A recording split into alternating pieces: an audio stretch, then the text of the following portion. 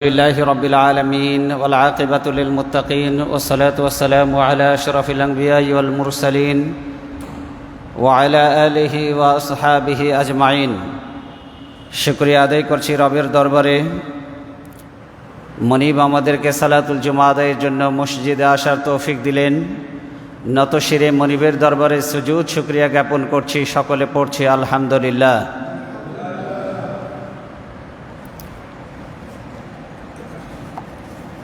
আমরা আজকে আলোচনা করব আল্লাহর কাছে সম্মানিত মাসসমূহের মধ্যে চারটি মাস রয়েছে আল্লাহর কাছে সবচাইতে বেশি সম্মানিত। তার মধ্যে একটি হচ্ছে মুহররম। বলুন একটির নাম কি? আল্লাহ সুবহানাহু ওয়া তাআলা পবিত্র কোরআনে বলেন, ইন্না ইদ্দাতাশ শুহুরি ইনদাল্লাহি 12 শাহরান ফি কিতাবিল্লাহি ইয়াওমা খালাকাস সামাওয়াতি ওয়াল আরদা মিনহা আরবাআতুন হুরুম। আল্লাহ বলছেন, আল্লাহর কাছে আসমান এবং জমিন সৃষ্টির প্রথম দিন থেকেই আল্লাহর কাছে মাসের গণনার ধারাবাহিকতায় মাসের সংখ্যা হলো 12টি। আল্লাহর কাছে সংখ্যার দিক থেকে, গণনার দিক থেকে মাসের সংখ্যা কতটি? 12টি। আল্লাহ বলছেন এটা আসমান জমিন যেই দিন থেকে সৃষ্টি হয়েছে সেই দিন থেকেই। আল্লাহ সুবহানাহু ওয়া তাআলা তিনি আরও বলছেন, মিনহা আরবাআতুন হুরুম। এই মাসগুলির মধ্যে চারটি মাস হচ্ছে আল্লাহর কাছে সবচাইতে বেশি সম্মানিত। কয়টি মাস? মুহররম, জিলকাদা, জুলহজ্জা, আর একটা হচ্ছে রজব। তার মধ্যে মুহররম মাস আল্লাহর কাছে সম্মানিত মাস। মুহররম মাস সম্পর্কে আল্লাহ রাসূল সাল্লাল্লাহু আলাইহি ওয়াসাল্লাম বলেছেন, মুহররম মাস হচ্ছে আল্লাহর মাস। মুহররম মাস কার মাস? সবাই বলুন, মুহররম মাস কার মাস? আল্লাহর মাস।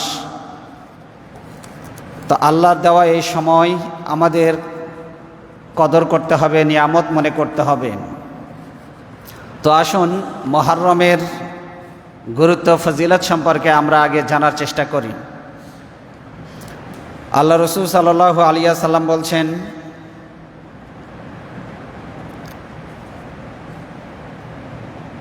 আফজালুস সিয়ামি বা'দা রমাদান শাহরুল্লাহিল মুহররম ওয়া আফজালুস সালাতি বা'দাল ফরিদাতি সালাতুল লাইল। নবীজি সাল্লাল্লাহু আলাইহি ওয়াসাল্লাম বলছেন, রমজান মাসের পরে আল্লাহর কাছে সবচাইতে সম্মানিত প্রিয় মাস হচ্ছে মুহররম মাস। রমজান মাসের পরে কোন মাস আল্লাহর কাছে সবচাইতে প্রিয়? কোন মাস আল্লাহর কাছে সবচাইতে উত্তম? মুহররম মাস। নবীজি সাল্লাল্লাহু আলাইহি ওয়াসাল্লাম আরও বলছেন, ওয়া আফজালুস সালাতি বা'দাল ফরিদা। ফরজ নামাজের পরে আল্লাহর কাছে সবচাইতে প্রিয় নামাজ হচ্ছে সালাতুল লাইল, রাতের নামাজ, তাহাজ্জুদের নামাজ। বলুন কোন নামাজ? তাহাজ্জুদের নামাজ। নবীজি সাল্লাল্লাহু আলাইহি ওয়াসাল্লাম আশুরার ফজিলত বর্ণনা করতে গিয়ে তিনি আরও বলেন, সিয়ামু ইয়াউমি আশুরা আহতাসিবু আলাল্লাহি আন ইউকাফিরাস সানাতাল্লাতী ক্বাবলাহু। নবীজি সাল্লাল্লাহু আলাইহি ওয়াসাল্লাম বলছেন, আমি ধারণা করি, আমি আশা পোষণ করি যে আশুরার একদিনের রোজা, আশুরা অর্থাৎ মুহররম মাসের 10 তারিখের রোজা যে ব্যক্তি পালন করবে, আল্লাহ তার আগের পূর্ববর্তী জীবনের অর্থাৎ আগের 1 বছরের গুনাহ তার জীবন থেকে আল্লাহ মাফ করে দিবেন। যে ব্যক্তি মুহররম মাসের 10 তারিখের রোজা পালন করবে, আল্লাহ তার পূর্ববর্তী হায়াত থেকে অর্থাৎ যে সময়টা সে অতিবাহিত করেছে তার আগের 1 বছরের গুনাহ আল্লাহ মাফ করে দিবেন। সুবহানাল্লাহি ওয়া বিহামদিহি। এটা বলা হয়েছে সহিহ আল মুসলিমের 1162 নম্বর হাদিস, মিশকাতের 2044 নম্বর হাদিস, এবং বঙ্গা অনুবাদ যেটা রয়েছে সেখানেও এই হাদিসটি বর্ণিত হয়েছে 1946 নম্বর হাদিস। আশুরার গুরুত্ব সম্পর্কে বিভিন্ন হাদিস বর্ণিত হয়েছে। মিশরের একজন অত্যাচারী, পৃথিবীর নিকৃষ্ট একজন সম্রাটের আগমন ঘটেছিল, যে আল্লাহর গোলামদের উপরে, নবীদের উপরে অত্যাচার চালিয়েছিল। সেই অত্যাচারী শাসকের নাম ছিল ফেরাউন। বলুন কি নাম ছিল? ফেরাউন এতটাই ঘৃণিত, পৃথিবীতে আজ পর্যন্ত কোনো মানুষ তাদের সন্তানের নাম রাখেনি ফেরাউন। মিশরের রাজাদের উপাধি ছিল ফেরাউন। এই ফেরাউন অসংখ্য বনি ইসরাইলদেরকে হত্যা করেছিল, মুসা আলাইহিস সালামকে দেশ থেকে বিতাড়িত করেছিল, অসংখ্য বনি ইসরাইলের বাচ্চাদেরকে সে জবাই করেছিল। ইযাববিহু আবনাআহুম ওয়া ইস্তাহয়ি নিসাআহুম। ফেরাউনের পলিসি ছিল পুরুষদেরকে জবাই করো, বাচ্চা পুত্র সন্তান যেগুলি হবে সেগুলিকে জবাই করো, আর ওয়া ইস্তাহয়ি নিসাআহুম, আর কন্যা সন্তান যেগুলি হবে কন্যা সন্তানদেরকে জীবিত রাখো, ভোগ করার জন্য, মনোরঞ্জন করার জন্য। পুত্র সন্তানদেরকে জবাই করেছিল, মুসা আলাইহিস সালামকে পৃথিবীতে আসতে দেবে না। আপনারা বলেন, আল্লাহর মিশন ছিল মুসা আলাইহিস সালামকে দুনিয়াতে পাঠাবেন, আর ফেরাউনের মিশন ছিল মুসা আলাইহিস সালামকে দুনিয়াতে আসতে দেবে না। কার ইচ্ছা বিজয়ী হয়েছে? কার ইচ্ছা বিজয়ী হয়েছে? ইরাদাতুল্লাহি গালিবাতুন আলা ইরাদাতিন নাস। মানুষ যা ইচ্ছা করে, মানুষের ইচ্ছার উপরে আল্লাহর ইচ্ছা বিজয়ী হয়। সুবহানাল্লাহ বলেন। কার ইচ্ছা বিজয়ী হয়? আব্দুল্লাহ ইবনে আব্বাস রাদিয়াল্লাহু তাআলা আনহু বলেন, রাসূলুল্লাহ সাল্লাল্লাহু আলাইহি ওয়াসাল্লাম মদিনায় হিজরত করলেন। হিজরত করার পর ইহুদিদেরকে মুহররম মাসের 10 তারিখ আশুরার দিনে তিনি রোজা পালন করতে দেখলেন। রোজা পালন করতে দেখে এর কারণ তিনি জিজ্ঞাসা করলেন যে, তোমরা মা হাযাল ইয়াউম তাসুমুনা ফি, এই দিনে তোমরা কেন রোজা পালন করছো?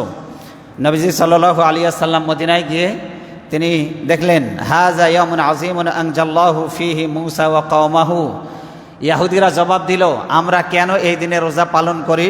শুনুন, হাযা ইয়াউমুন আযীম, এই দিনটি হচ্ছে মহান দিন। এই দিনটি কি দিন? বলুন, এই দিনটি কি দিন? এই দিনটি হচ্ছে মহান দিন। কেন মহান দিন?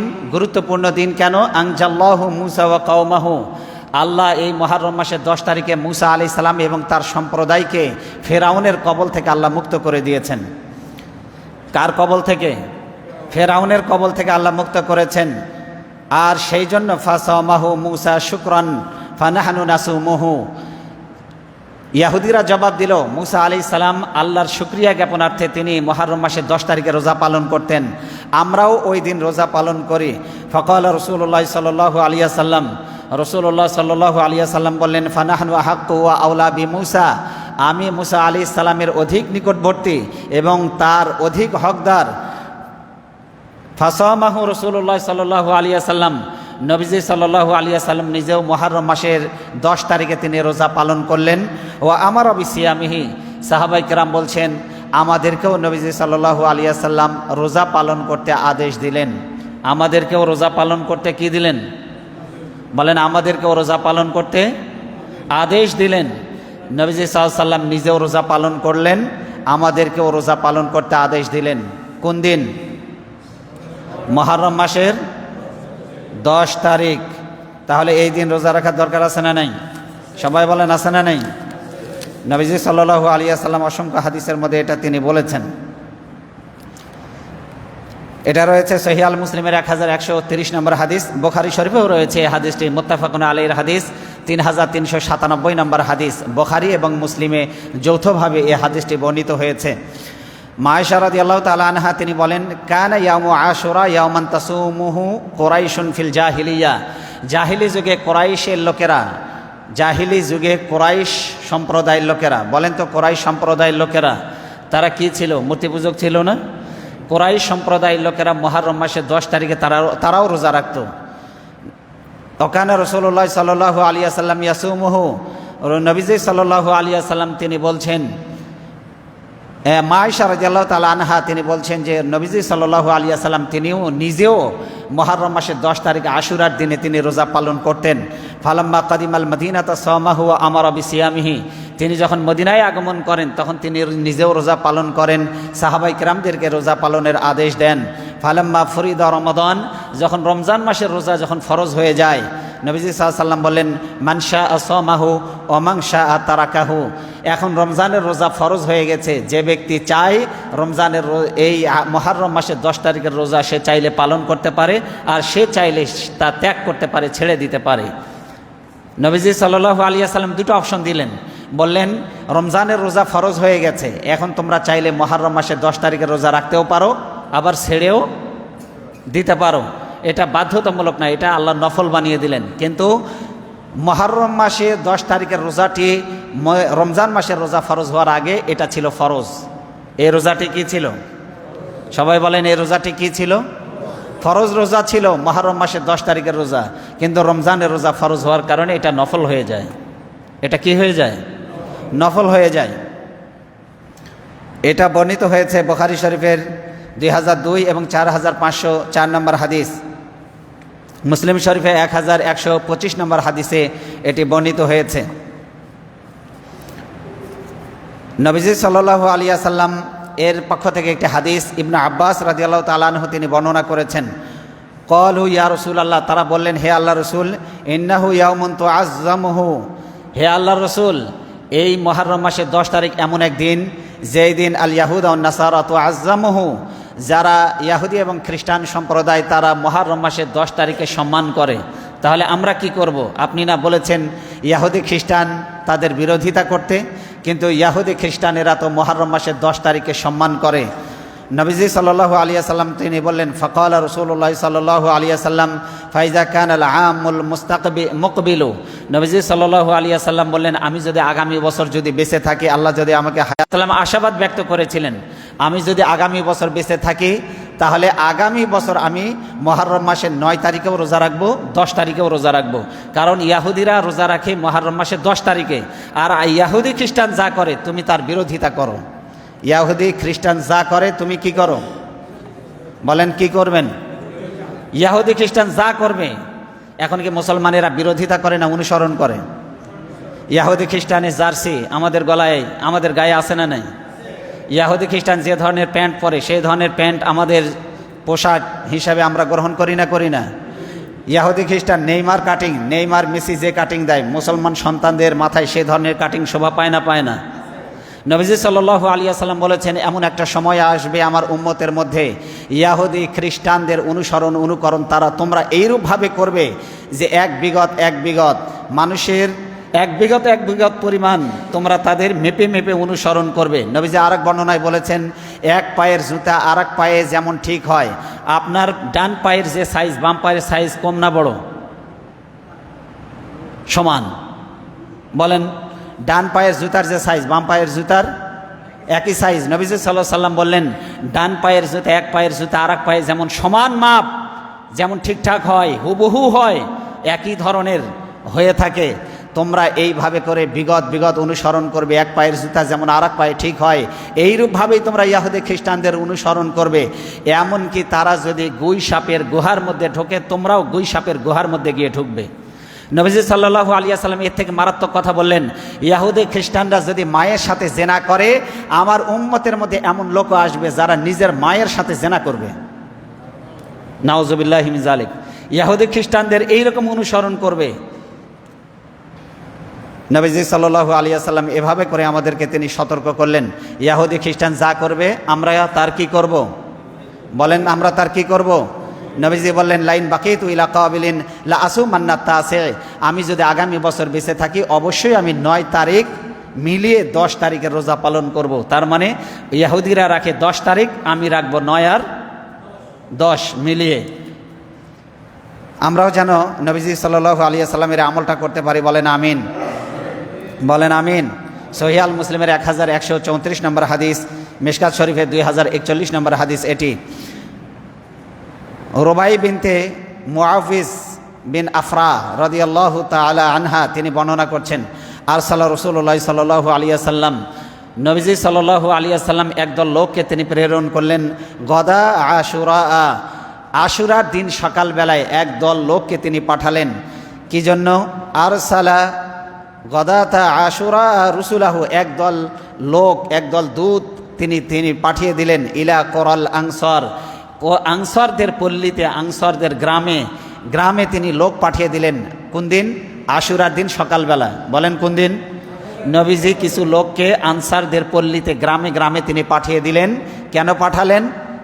কি কারণে পাঠালেন? নবীজি সাল্লাল্লাহু আলাইহি ওয়াসাল্লামের তিনি যে মদিনা রাষ্ট্রের প্রেসিডেন্ট ছিলেন, হাওলাল মদিনা, মদিনার আশেপাশে যত গ্রাম ছিল ওই গ্রামে তিনি লোক পাঠিয়ে দিলেন। কেন পাঠিয়ে দিলেন? মান কানা আসবাহা সাইমান ফালইউতিম্মা সাওমাহু, তিনি এই সংবাদ দিয়ে তিনি পাঠালেন, তোমাদের মধ্যে যারা রোজা দিয়ে আজকে দিন শুরু করেছ, ফালইউতিম্মা সাওমাহু, সে যেন তার রোজাকে পরিপূর্ণ করে ফেলে। আজকের দিনে কেউ যেন রোজা না ভাঙে। কোন দিন? মুহররম মাসের 10 তারিখ। নবীজি গ্রামে গ্রামে লোক পাঠিয়ে সংবাদ পাঠালেন, তোমরা যারা, আগের যুগে তো মিডিয়া নাই, টেলিফোন নাই, মোবাইল নাই, ফ্যাক্স নাই, ফোন নাই, ইউটিউব নাই, ফেসবুক নাই, টেলিগ্রাম নাই, আগের যুগে লোক পাঠিয়ে দিলেন। নবীজি বললেন, গ্রামে গ্রামে যাও, এই সংবাদ মানুষের কাছে পৌঁছে দাও, যারা রোজা অবস্থায় সকাল করেছে তারা যেন আজকে রোজা না ভাঙে, তারা যেন সন্ধ্যা পর্যন্ত রোজাকে পরিপূর্ণ করে। সুবহানাল্লাহ। এরপরে নবীজি সাল্লাল্লাহু আলাইহি সাল্লাম আরও বললেন, কি বললেন? অমান কানা আসবাহা মুফতিরান ফাল ইতিম্মা বাকিয়াতা ইয়াউমিহি। নবীজি আরও বললেন যে এখনও যারা রোজা ভাঙে নাই, না খেয়ে আছে, তাদেরকে বলো তারা যেন রোজা আর না ভাঙে, তারা যেন তাদের রোজাটাকে যেন পরিপূর্ণ করে, রোজার যেন নিয়ত করে ফেলে। সুবহানাল্লাহ বলেন। যে ব্যক্তি রোজা না রেখে সকাল করেছে সে কি করবে? সে যেন বাকি দিনটা ওইভাবেই যেন না খেয়ে অতিবাহিত করে। তার মানে কতটা গুরুত্ব দিয়েছেন রাসূল সাল্লাল্লাহু আলাইহি ওয়াসাল্লাম মুহররম মাসের 10 তারিখের রোজাটাকে। নবীজি সাল্লাল্লাহু আলাইহি ওয়াসাল্লাম আরও বললেন, ফাকুন্না বাদা যালিকা নাসুমুহু ও নাসুমা ও তুসাওয়ামু সিবিয়ানানা। নবীজি সাল্লাল্লাহু আলাইহি ওয়াসাল্লামের সাহাবীরা বলছেন, ফাকুন্না বাদা যালিকা নাসুমুহু, এই নবীজির ঘোষণার পরে, নবীজি সাল্লাল্লাহু আলাইহি ওয়াসাল্লামের এই ঘোষণার পরে আমরা রোজা রাখা শুরু করলাম, আমরা রোজা রাখতে শুরু করলাম। ও নুসাওয়ামু সিবিয়ানানা, এমনকি আমরা নিজেরাও রোজা রাখলাম, আমাদের সন্তানদেরকেও আমরা রোজা রাখালাম, আমাদের কোলের বাচ্চাদেরকে রোজা রাখালাম। কোলের বাচ্চা, ভালো করে শুনুন, সাহাবায়ে কেরাম নবীজি সাল্লাল্লাহু আলাইহি ওয়াসাল্লামকে কতটা ফলো করতেন, তার কথা, তার আদেশকে। তিনি সাহাবায়ে কেরাম বলছেন, আমরা আশুরার দিন আসলে পারে নিজেরাও রোজা রাখতাম, আমাদের ছোট ছোট বাচ্চাদেরকে আমরা রোজা রাখাতাম। এরপরে নবীজি সাল্লাল্লাহু আলাইহি ওয়াসাল্লামের সাহাবী বলছেন, সিবিয়ানানা সিগার, ছোট ছোট বাচ্চাদেরকে আমরা এই দিনে রোজা রাখাতাম। তারা বলছেন, ওয়া নাসনাউ লাহুমুল লাবাতা মিনাল ইহিন ফানাযহাবু বিহি মা'না ফাইজা সাআলুনা তুআমা আ'তাইনাহুমুল লু'বা তুলহিহিম হাত্তা ইউতিম্মু সাওমাহুম। সুবহানাল্লাহ বলেন। নবীজি সাল্লাল্লাহু আলাইহি ওয়াসাল্লামের সাহাবীরা, মহিলা সাহাবীরা, তারা বলছেন, ছোট ছোট কোলের বাচ্চাদেরকে আমরা যখন রোজা রাখাতাম, ওরা ছোট মানুষ, ওরা তো বোঝে না, ওরা যখন খাবারের যন্ত্রণায় যখন চিল্লাইতো, কাঁদতো, তখন আমরা খেলনা তাদের হাতে তুলে দিতাম, ওরা যখন খেলনা নিয়ে ব্যস্ত হয়ে যেত, ক্ষুধার কথা ভুলে যেত। এভাবে করেই দিন শেষ হয়ে আবার শোভে আপনার দিন শেষ হয়ে আবার সূর্য অস্তমিত হয়ে যেত, সন্ধ্যার আগমন ঘটতো, তখন আমরা তাদেরকে, বাচ্চাদেরকে খেতে দিতাম। আপনি বুঝতে পারছেন? ছোট ছোট বাচ্চাদেরকে মায়েরা রোজা রাখাতো। দিনের অনুশীলন করতে হয় একেবারে ছোট্ট বয়স থেকে। ছোট বয়স থেকে আপনি যদি দিনের অনুশীলন যদি না করান, বড় হয়ে অনেকে বলে, হুজুর ছেলে কথা শোনে না। কথা শুনবে কোত্থেকে? কথা যেই সময় থেকে কথা শোনানোর কথা, আপনার আনুগত্য করে বড় হওয়ার কথা, সেই সময় তো আপনি সেইভাবে তাকে গড়ে তুলতে পারেন নাই। এই জন্য সন্তানদেরকে ছোট্টবেলা থেকে নামাজের অভ্যাস করতে বলা হয়েছে। কেন? কারণ ছোটবেলায় কোমল হৃদয় আপনি যা এঁকে দিবেন, সেইটাই বড় হয়ে তার অভ্যাসে পরিণত হবে। কথা বলেন ঠিক কিনা? এই জন্য নবীজি বলছেন, 7 বছর বয়স থেকে সন্তানদেরকে নামাজের জন্য কি করো? নামাজের জন্য কি করো? নামাজের জন্য আদেশ করো। আর 10 বছর যখন হয়ে যাবে, নামাজের জন্য প্রহার করো, মারো, পেটাও। নামাজের জন্য সন্তানদেরকে মারাও জায়েজ আছে। এই জন্য ছোট্টবেলা থেকেই ইবাদত বন্দেগীতে অভ্যস্ত করে তুলবেন। অনেক ছোট ছোট বাচ্চারা রমজান মাসে রোজা রাখে, রাখে না? রাখে না? এটা অত্যন্ত ভালো কাজ। আর অনেক মা বাবা আছে, সন্তানদেরকে জোর করে আপনারা রোজা ভাঙান। কেন? কোচিং করতে কষ্ট হবে। কোচিং করতে কি হবে? স্কুল করতে কি হবে? কষ্ট হবে। স্কুল কোচিংয়ের জন্য মা বাবা সন্তানদেরকে রোজা রাখতে বাধ্য, রোজা ভাঙতে বাধ্য করে। অথচ আপনি কি জানেন, নিষ্পাপ বেগুনা মাসুম বাচ্চা যখন কোনো নেক আমল করে, ওই নেক আমলের সওয়াব, যেহেতু তার পাপও নাই, পুণ্যও নাই, এই জন্য নিষ্পাপ বেগুনা মাসুম বাচ্চা যাদের আমল নামা এখনো জারি হয়নি, তারা যদি কোনো ভালো কাজ করে, এই ভালো কাজের সব পিতামাতার আমল নামায় লেখা হয়। সুবহানাল্লাহ। তাহলে এই যে ছোট ছোট বাচ্চাদেরকে 7 বছর বয়স থেকে নামাজ পড়াবেন, শরীয়তের বিধান জারি হয়নি, কিন্তু ও নামাজ পড়ে যে সওয়াব পাবে, ওই সওয়াব আপনার আমলনামায় লেখা হবে। এই জন্য সন্তানদেরকে এখন থেকেই দ্বীনি কাজে অভ্যস্ত করে তুলবেন। রাজি আছি তো ইনশাআল্লাহ? বলেন, রাজি আছি তো ইনশাআল্লাহ? তাহলে মুহররম মাসের কয় তারিখে আমরা রোজা পালন করব? 10 তারিখ। সাথে কি করব? 9 তারিখ। নবীজি বলেছেন, যদি বেঁচে থাকি তাহলে ইনশাআল্লাহ আমি 9 তারিখের সাথে 10 তারিখ মিলিয়ে রোজা করব। কিন্তু নবীজি আগামী বছর রোজা রাখার ইচ্ছে করেছিলেন যে 9 তারিখ 10 তারিখ 2 দিন রাখবেন, কিন্তু আগামী আশুরা আসার আগেই তিনি দুনিয়া থেকে তিনি বিদায় গ্রহণ করেন। এই জন্য তিনি আর এই আমলটি করে যেতে পারেননি। কিন্তু নবীজি ইচ্ছা করেছিলেন, নবীজির ইচ্ছাকে সম্মান দেওয়ার দরকার আছে না নেই? এই জন্য আপনি আমি যখন রোজা রাখবো, বাড়ির মেয়েদেরকে বলে দেব তোমরা 10 তারিখে রোজা পালন করবে, 10 তারিখের সাথে 9 তারিখেও রোজা পালন করবে। আল্লাহ আমাদের 1 বছরের গুনাহ, অতীত জীবনের 1 বছরের গুনাহ আল্লাহ আমাদের জীবন থেকে মাফ করে দিবেন। আমরা যেন এই নেক আমলগুলি করতে পারি, বলেন আমিন। এখন আসুন, সময় আল্লাহর দেওয়া বড় নিয়ামত, কথা বলেন ঠিক কিনা? বলেন ঠিক কিনা? পৃথিবীতে যত দামি সম্পদ আছে এর মধ্যে সবচেয়ে দামি সম্পদের নাম কি জানেন? সময়। আল্লাহ সময়ের কসম করে একটা সূরা নাজিল করেছেন, সূরার নাম হচ্ছে সূরা আল আসর। বলেন কোন সূরা? সূরা আসর। আল্লাহ বলছেন ওয়াল আসর ইন্নাল ইনসানা লাফি খুসর। সময়ের কসম করে বলছি, প্রত্যেকটা মানুষ ক্ষতিগ্রস্ত। প্রত্যেকটা মানুষ কি ক্ষতিগ্রস্ত, ধ্বংস। আল্লাহ বলছেন ইল্লাল্লাযীনা আমানু ওয়া আমিলুস সালিহাত। কিন্তু 4 শ্রেণীর মানুষ ধ্বংসপ্রাপ্ত হয়নি। কয় শ্রেণীর মানুষ? 4 শ্রেণীর মানুষ ধ্বংস হয়নি। আল্লাহ বলছেন 1 নম্বরে যারা ঈমান এনেছে। 1 নম্বরে কি বলেন? 1 নম্বরে কি করেছে? ঈমান এনেছে। ও আমিলুস সালিহাত, যারা নেক কাজ করেছে, ঈমানের পরে নামাজ পড়েছে, কোরআন পড়েছে, রোজা পালন করেছে, হজ করেছে, দান সদকা করেছে। ঈমান আনার পরে যারা বসে থাকেনি, নেক কাজ চালিয়ে গেছে, আল্লাহ বলছেন এরা ধ্বংসপ্রাপ্ত নয়। ওয়াতাওয়াসাউ বিল হক ওয়াতাওয়াসাউ বিস সবর। 3 নম্বর হচ্ছে যারা সত্য কাজের, ন্যায় এবং ইনসাফের পক্ষে যারা নিজের জীবনকে উৎসর্গ করেছে। ন্যায় কথা, হক কথা, সত্য কথা তারা বলতে বলতে পর্যন্ত ফাঁসিতে ঝুলেছে, কিন্তু অন্যায়ের সাথে, বাতিলের সাথে কখনো আপোষ করে নাই। এই সমস্ত হকপন্থী লোকেরা তারা ক্ষতিগ্রস্ত নয়, তারা সফল। সুবহানাল্লাহ বলেন। ওয়াতাওয়াসাউ বিস সবর, যারা বিপদে আপদে ধৈর্য ধারণ করেছে। বিপদে আপদে কি করেছে? বিপদ কাদের উপরে আসে বলেন তো? মুমিনদের উপরে আসে। বলেন কাদের উপরে আসে? মুমিনদের উপরে। আর আমরা বিপদ আসলে আল্লাহর প্রতি নারাজ হয়ে যায়, ঠিক কিনা? আল্লাহ খালি আমারই চোখে দেখে, আমার বউরের চোখে দেখে। আমি তাহাজ্জুদ পড়ি, 5 ওয়াক্ত নামাজ পড়ি, আমার বিপদ হওয়া লাগবে কি জন্য? ওই যে পাশের বাড়ির বল্টু, ও তো নামাজ পড়ে না, রোজা রাখে না, ওর কোনো কিছু হয় না, খালি আমারই যত বিপদ। আছে না নাই? বলেন এইরকম কথা বলার লোক আছে না নাই? বিপদ আসলে আল্লাহকে দোষারোপ করে, নাউজুবিল্লাহি মিন যালিক। বারবার কন্যা সন্তান হয় বলে স্ত্রীকে ডিভোর্স পর্যন্ত দেয়, আছে না নাই? আচ্ছা বলেন, ওই মা 2টা কন্যা সন্তান একসাথে প্রসব করেছে। গতকালকে দেখলাম এই ঘটনা ঘটেছে, কোথায় যেন দেখলাম, এটা ঝিনাইদহে দেখলাম। ওই বাচ্চাকে দেখতে পর্যন্ত আসে নাই, সন্তানকে স্ত্রীকে ডিভোর্স দিয়েছে।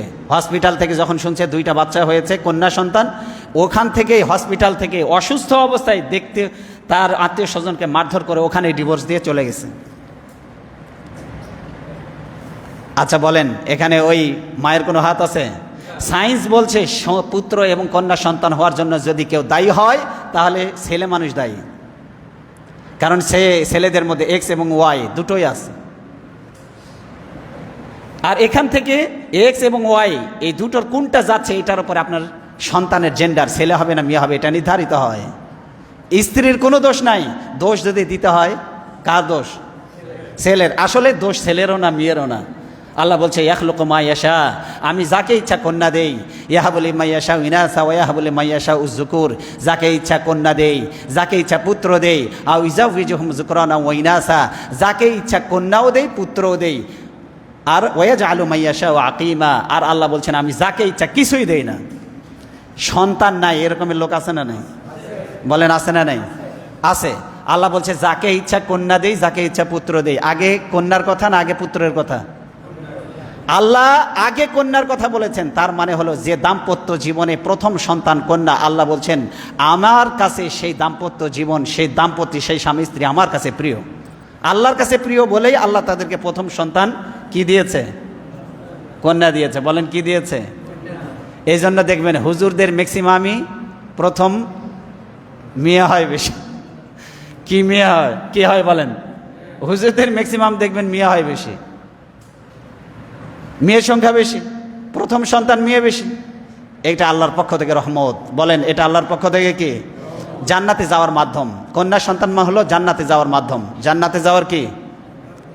ছেলের ব্যাপারে নবীজি এ কথা কখনো বলেন নাই। নবীজি বলেছেন কারো যদি 2টা কন্যা সন্তান হয়, 1টি কন্যা সন্তান হয়, আমি আর ওই কন্যা সন্তান যে তার কন্যা সন্তানকে ছেলেদের উপরে প্রাধান্য দেয়নি, কন্যা সন্তানকে ছেলেদের উপরে প্রাধান্য দেওয়া লোক আছে না নাই? মাছের ভালো অংশ ছেলের পাতে, আর যেটা বেঁচে যায় খারাপ অংশ ওটা দেয় মেয়ের জন্য, আছে না নাই? সবাই খেয়ে দিয়ে যা বেঁচে যাবে এরপরে মেয়ে খাবে। এরকম করা যাবে না। ছেলে সব জমি জমা ছেলের নামে, মেয়ের নামে মাথায় হাত দিয়ে বলে মা তোরে দোয়া দিলাম, তোরে কি দিলাম, আর দাওয়া যা ছিল সব ছেলেদের নামে। এইরকম যারা করেনি, নবীজি সাল্লাল্লাহু আলাইহি ওয়াসাল্লাম বলছেন আদব তরবিয়ত শিক্ষা দিয়ে সৎপাত্রস্থ করেছে, আমি আর ওই কন্যার পিতামাতা একই জান্নাতে পাশাপাশি থাকবো, যেভাবে আমার দুটি আঙ্গুল দাঁড়িয়ে আছে। এই জন্য কন্যা সন্তানের বাবা আপনাদেরকে বলবো, আপনারা রসুলের সাথে জান্নাতে থাকবেন যদি কন্যা সন্তানকে যদি আদর স্নেহ মায়া মমতা দিয়ে যদি বড় করতে পারেন, আর সৎ পাত্রস্থ যদি করতে পারেন। এই জন্য বলতেছিলাম যে সময় বড় দামি জিনিস। সেই সময়টা নবীজি সাল্লাল্লাহু আলাইহি ওয়াসাল্লামের সাহাবীরা এমনভাবে মূল্যায়ন করতেন, সময়ের গুরুত্ব বোঝানোর জন্য, সময় যেন হেলায় ফেলায় নষ্ট না হয়ে যায়। এই জন্য দুইজন সাহাবী যখন দেখা হতো, একজন আরেকজনকে সূরা আসর শুনিয়ে দিতেন। কি শুনিয়ে দিতেন? একজন আরেকজনের কাছ থেকে বিদায় নিতেন না ততক্ষণ পর্যন্ত, যতক্ষণ পর্যন্ত তারা সূরা আসর না শোনাতেন। সূরা আসর শোনায় তারপরে তারা বিদায় গ্রহণ করতেন। আল্লাহ বলেছেন সফল মানুষ, 4 ধরনের মানুষ হলো সফল। বলেন কয় শ্রেণীর মানুষ? যারা 1 নম্বরে, যারা 4টা গুণ যার মধ্যে থাকবে সে হলো সফল। ইল্লাল্লাযীনা আমানু, 1 নম্বরে যারা ঈমান এনেছে, ও আমিলুস সালিহাত, যারা নেক কাজ করেছে, ওয়াতাওয়াসাউ বিল হক, বাতিলের সাথে যারা আপোষ করেনি, সত্য এবং ন্যায়ের পক্ষে যারা সুদৃঢ় থেকেছে, সত্যের পক্ষে যারা আওয়াজ তুলেছে, এরা ওয়াতাওয়াসাউ বিস সবর, যত বিপদ আপদ এসেছে তাদের জীবনে তারা ধৈর্য ধারণ করেছে। বিপদ আপদে কখনো ভেঙে পড়বেন না। মুমিনের জীবন বড় আশ্চর্য। নবীজি সাল্লাল্লাহু আলাইহি ওয়াসাল্লাম বলেছেন মুমিনের জীবন কেন আশ্চর্য? মুমিনের জীবনে ভালো হলেও সে শুকরিয়া আদায় করে সওয়াব পায়, মুমিনের জীবনে কল্যাণ হলে শুকরিয়া আদায় করে সওয়াব পায়, আলহামদুলিল্লাহ বলে। আর মুমিনের জীবনে যখন বিপদ আসে তখন সে আল্লাহর কাছে ধর্ণা দেয়, ইন্না লিল্লাহি ওয়া ইন্না ইলাইহি রাজিউন পড়ে ধৈর্য ধারণ করে। আল্লাহ বলেন ওই পায়ে কাঁটা ফুটেছে, বিপদ হয়েছে, অ্যাক্সিডেন্ট করেছে, পা ভেঙে গিয়েছে, বিপদ হয়েছে, সে আল্লাহ শুকরিয়া আদায় করেছে, তখনও ধৈর্য ধরেছে, আল্লাহ এটার কারণেও তাকে সওয়াব দেন। তাহলে সুখে থাকলে শুকরিয়া আদায় করলেও সওয়াব, বিপদে থেকে ধৈর্য ধারণ করে যদি আল্লাহর প্রতি যদি কৃতজ্ঞতা প্রকাশ করতে পারি সেটাওতেও মুমিন। এই জন্য বাঁচলেও লাখ টাকা, মরলেও লাখ টাকা, হাতির মতো। মুমিনের জীবনে লস বলে কোনো জিনিস নাই। সেই মুমিন বান্দা, আল্লাহ সেই মুমিন বান্দা সম্পর্কে বলছেন ইয়া আইয়ুহাল্লাযীনা আমানু, হে ঈমানদারগণ, ইত্তাকুল্লাহ, আল্লাহকে ভয় করো, ওয়াল তানজুর নাফসুম মা কদ্দামাত লিগাদ, প্রত্যেকেই যেন সে চিন্তা করে আগামী দিনের জন্য সে কি পাঠিয়েছে, আগামী দিনের জন্য সে কি পাঠিয়েছে এটা যেন সে চিন্তা করে। কে বলছেন এই কথা? আল্লাহ বলছেন আগামী দিনের জন্য সে কি পাঠিয়েছে সে যেন চিন্তা করে। আচ্ছা, মনে করেন ইন্ডিয়া যাবেন, আপনার ইন্ডিয়া, আপনি পাসপোর্ট নাই, ভিসা নাই, পকেটে টাকা নেই, রওনা দিলেন, আপনি কি জ্ঞানবান নাকি বোকা? কথা বলতে হবে, জবাব দেন। আপনি হজ করতে গেছেন, মাল সামানা নাই, ভিসা নাই, পাসপোর্ট নাই, টাকা নাই, আপনি হজ করতে যাবেন, রওনা দিচ্ছেন, আপনি কি চালাক লোক নাকি বোকা লোক? আপনি যাবেন একটা দেশে, তো আপনার প্রস্তুতি থাকতে হবে না? আরেকটা দেশে যাচ্ছেন, প্রস্তুতি থাকা লাগবে না? লাগবে না? তো এই জগৎ থেকে আরেকটা জগতে যাবেন, আল্লাহ বলছে আমানুত্তাকুল্লাহ, আল্লাহকে ভয় করো, ওয়াল তানজুর নাফসুম মা কদ্দামাত লিগাদ, আগামী দিনের জন্য কি প্রেরণ করেছো সেই জন্য তুমি চিন্তা ভাবনা করো, গবেষণা করো। নবীজি আল্লাহ সুবহানাহু ওয়া তাআলা বললেন আগামী দিনের জন্য কি পাঠিয়েছো সে বিষয়ে তুমি কি করো? চিন্তা করো। কি করো?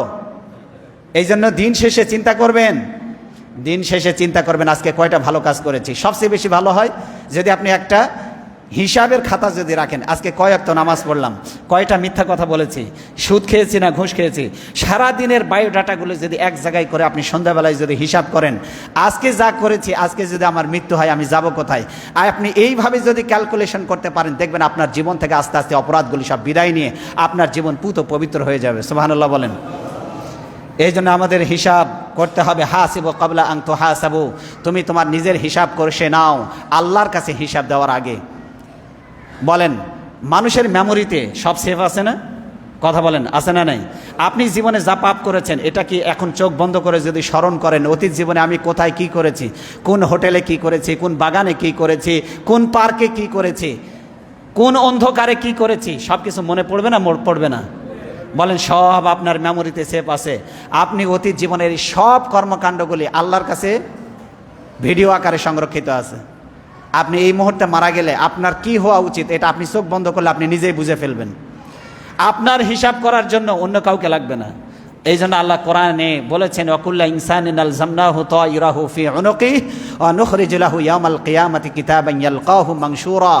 গলার ভিতর থেকে আমি এটাকে প্রিন্ট আউট করে বের করব। এই গলার ভিতরে মানুষের জীবনের সমস্ত কর্মকাণ্ডগুলি আল্লাহ বলেন আমি সংরক্ষণ করেছি। কোথায়?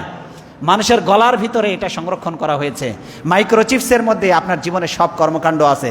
কিয়ামতের দিন এটাকে প্রিন্ট করে আপনার হাতে ধরিয়ে দেওয়া হবে। এই আল্লাহর দেওয়া নিয়ামত, এগুলি আজকে আমরা কিভাবে ব্যয় করছি? আজকে যৌন উন্মাদনা, আবেগ আর উচ্ছ্বাসের কাছে আমাদের জীবনের মূল্যবান সময়গুলিকে আমরা বিক্রি করে নষ্ট করে দিয়েছি। কিভাবে? দেখুন, আমি এই হাদিসটা বলে তারপরে আমি বাস্তব প্রেক্ষাপটটা আপনাদেরকে বুঝাচ্ছি। নবীজি সাল্লাল্লাহু আলাইহি শাদ্দাদ ইবনে আউস থেকে বর্ণিত, নবীজি সাল্লাল্লাহু আলাইহি সাল্লাম বলেন, সবচেয়ে জ্ঞানী ব্যক্তিকে, সবাই ভালো করে শুনুন, আল কাইয়িসু মান দানা নাফসাহু ওয়া আমিলা লিমা বাদাল মাউত। নবীজি সাল্লাল্লাহু আলাইহি সাল্লাম বলছেন, সবচেয়ে জ্ঞানী ব্যক্তি ওই ব্যক্তি যে মৃত্যু পরবর্তী জীবনের জন্য প্রস্তুতি গ্রহণ করে। সবচেয়ে জ্ঞানী ব্যক্তিকে মৃত্যু পরবর্তী জীবনের জন্য প্রস্তুতি গ্রহণ করে, সেই ব্যক্তিটা হলো সবচেয়ে জ্ঞানী, সবচেয়ে। কিন্তু ইমানদারদেরকে আজকাল বোকা মনে করা হয়, সহজ সরল লোক, কাউকে ঠকায় না, লোকে তাকে কি মনে করে বলেন তো? বোকা। কিন্তু আল্লাহ কি বলছেন? আল্লাহ রসুল বলছেন সবচেয়ে জ্ঞানী ব্যক্তি সে, চালাক লোক সে, যে বসে থাকে না, মৃত্যু পরবর্তী জীবনের জন্য প্রস্তুতি নেয়। আর সবচেয়ে বোকা ব্যক্তিকে ওয়াল আজিজু মান ইত্তাবা নাফসাহু হাওয়াহা ওয়া তামান্না আলাল্লাহ। সবচেয়ে বোকা ব্যক্তি হলো ওই ব্যক্তি মন যা চায় তাই করে, মন যা চায় তাই করে, আর সে আশা রাখে যে আমি তো জান্নাতে যাবই। বলেন, লাগিয়েছেন তেঁতুল গাছ আর মোষে তেল দিচ্ছেন যে বছর শেষে আঙ্গুর খাবো, বছর শেষে কি খাবো? কিন্তু গাছ লাগাইছেন কি? বলেন, কি গাছ লাগিয়েছেন? তেঁতুল গাছ। আর বছর শেষে আশা করেছেন কি খাবেন? ল্যাংড়া আম। কোশ্চেন কালেও কি হবে? আল্লাহ রসুল বলছেন সবচেয়ে বোকা ওই লোক যে মৃত্যু পরবর্তী জীবনের জন্য প্রস্তুতি গ্রহণ করে না, মন যা চায় তাই করে। ওয়াতামান্না আলাল্লাহ, আর আল্লাহর কাছে আশা করে যে আমি তো জান্নাতে যাব। আপনি একটা পাগলকেও যদি জিজ্ঞাসা করেন, এই পাগল তুই কই যাবি, সেও কি বলবে বলেন তো? আপনারা কেউ এখানে যত লোক আছেন, আমি যদি আপনাদেরকে যদি বলি জান্নাতে যাবেন কারা কারা, হাত তোলেন। সবগুলো হাত তুলবেন না? তুলবেন না? যদি বলি জাহান্নামে যাবেন কারা কারা, হাত তোলেন। একজনে কি হাত তুলবে? কিন্তু কর্মকাণ্ড পর্যবেক্ষণ করে বিশ্লেষণ করলে আপনি দেখতে পাবেন 100 জনের 99 জন জাহান্নামে যাবে। কেন? বর্তমান প্রেক্ষাপটের সাথে মিলাই দিব মিলায়ে বলেন, বর্তমান সময়ে সবচেয়ে উন্মাদনার বিষয়বস্তু কি বলেন তো? বর্তমান সময় এখন কি চলছে বলেন, কি চলছে? বিশ্বকাপ। এই বিশ্বকাপকে কেন্দ্র করে কত পাপাচার। সেই দিন নিউজে দেখলাম নিউ ইয়র্কে প্রায় কয়েক লক্ষ যৌনকর্মী ভাড়া করা হয়েছে। বিদেশ থেকে যে সমস্ত লোকেরা খেলা দেখতে মাঠে সরাসরি অংশগ্রহণ করবে, এই সমস্ত লোকেরা অগ্রিম যৌনকর্মী ভাড়া করে রেখেছে।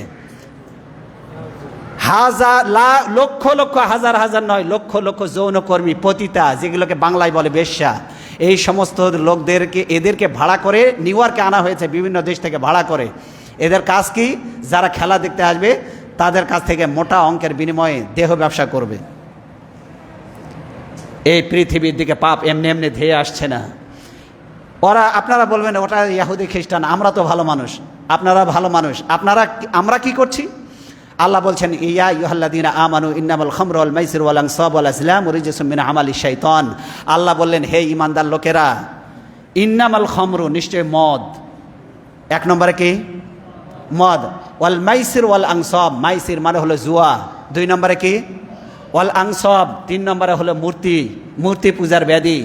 যত ভাগ্য নির্ধারক স্বরসমূহ আছে, ওয়াল আনসাব ওয়াল আজলাম, আনসাব এবং আজলাম আল্লাহ বলেছেন, একটা বলেছেন মূর্তি পূজার ব্যাধি, মূর্তি পূজার উপকরণ, আর একটা বলেছেন সরাসরি মূর্তি পূজা, আর একটা বলেছেন জুয়া, আর একটা বলেছেন মদ। আল্লাহ কোরআনে বলেছেন এগুলি হলে শয়তান কর্তৃক উদ্ভাবিত নোংরা কাজ। এগুলো কার কাজ? 1 নম্বরে বলেছেন মদ। বলেন 1 নম্বরে। তাহলে মদ যদি শয়তানের কাজ হয়, তাহলে মদ খায় কি ভালো মানুষ না শয়তান?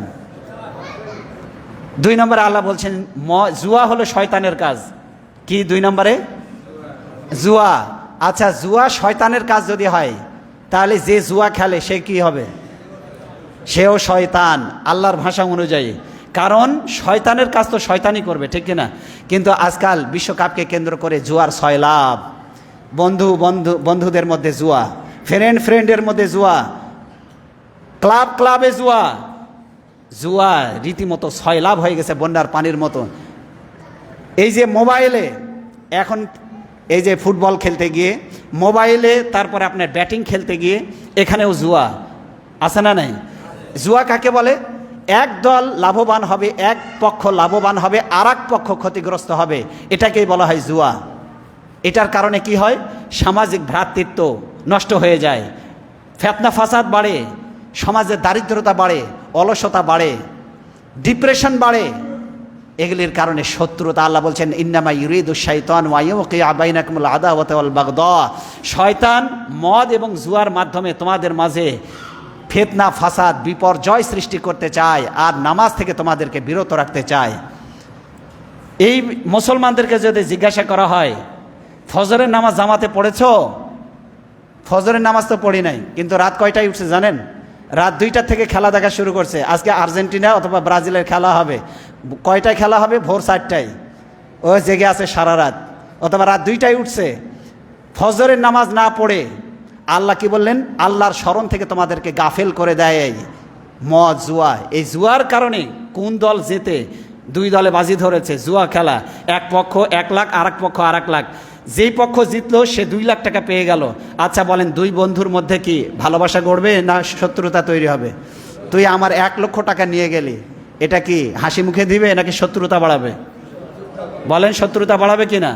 ওই যে যুবক, সে যে 1 লক্ষ টাকা হারালো, সে ওই নেশা থেকে আর বেরোতে পারবে না। আস্তে আস্তে সে নষ্ট হতে হতে, সে নিঃস্ব হতে হতে পথের ফকির হয়ে যাবে। এক দল ধনী হবে, আর এক দল নিঃস্ব পথের ফকির হয়ে যাবে। এই জন্য আল্লাহ ব্যালেন্স করার জন্য আল্লাহ কখনো এই জুয়া নামক এই অভিশপ্ত প্রথা যেন সমাজে ছড়িয়ে না পড়ে, এই জন্য জুয়াটাকে আল্লাহ বলেছেন শয়তানের কাজ। উন্মাদনায় মেতেছে কোন দেশের পক্ষ বিপক্ষ নিয়ে আপনার কি লাভ?